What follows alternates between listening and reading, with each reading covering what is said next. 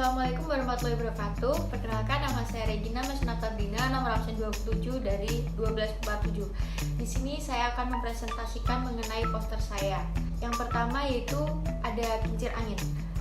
Kincir angin ini pembangkit listrik yang mengubah tenaga angin menjadi energi listrik. Transformasi energi dilakukan dengan memanfaatkan hembusan angin.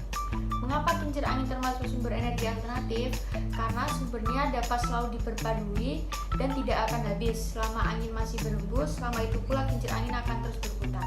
Keuntungan energi alternatif atau PLTA yaitu sumber energi yang terbarukan, yang kedua tanpa emisi, yang ketiga ramah lingkungan, dan yang keempat menggunakan space yang lebih kecil. Sedangkan kekurangannya yaitu 1. Sukar diprediksi, 2. Biaya yang tinggi, 3. Harga perawatan yang lebih tinggi, yang keempat ancaman bagi kehidupan hewan seperti burung yang terbang bebas, baik itu secara kelompok maupun individual, memiliki kemungkinan untuk tertabrak turbin angin. Pembangkit listrik tenaga air adalah pembangkit yang mengandalkan energi potensial dan kinetik dari air untuk menghasilkan energi listrik. Bagaimana sistem kerja PLTA? Dengan memanfaatkan arus aliran air dari sungai kemudian ditampung pada sebuah bendungan yang kemudian dialirkan pada suatu rangkaian pipa agar energi potensial air dapat diubah menjadi energi kinetik. Mengapa PLTA termasuk energi alternatif?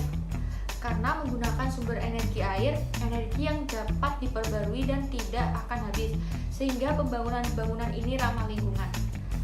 Kelebihan PLTA yaitu yang pertama, bebas emisi, yang kedua dapat diandalkan, yang ketiga dapat disesuaikan, yang keempat danau buatan, yang kelima mendorong pembangunan daerah. Kerugiannya yaitu 1. Dampak kepada ikan habitat sungai, yang kedua lokasi PLTA yang terbatas, yang ketiga biaya awal yang lebih tinggi, dan yang terakhir itu resiko banjir dan tanah longsor. PLTS atau pembangkit listrik yang menggunakan sel surya solar atau photovoltaik atau PV untuk mengubah sinar radiasi matahari menjadi energi listrik. Bagaimana cara kerjanya? Yaitu ketika cahaya matahari mengenai panel surya, kemudian panas matahari disimpan dan diubah menjadi tenaga listrik, dan listrik diubah untuk kebutuhan sehari-hari.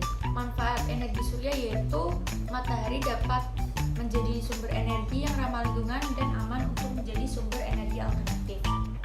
Kelebihan PLTS yaitu tidak menghasilkan polusi dan ramah lingkungan, mengurangi dampak globalisasi, dan yang ketiga merupakan sumber daya alam yang dapat diperbarui. Sedangkan kekurangannya yaitu biaya yang dibutuhkan untuk panel surya sangat mahal, yang kedua panas matahari hanya ada saat musim panas. Sekian presentasi poster saya, mohon maaf bila ada kesalahan. Wassalamualaikum warahmatullahi wabarakatuh.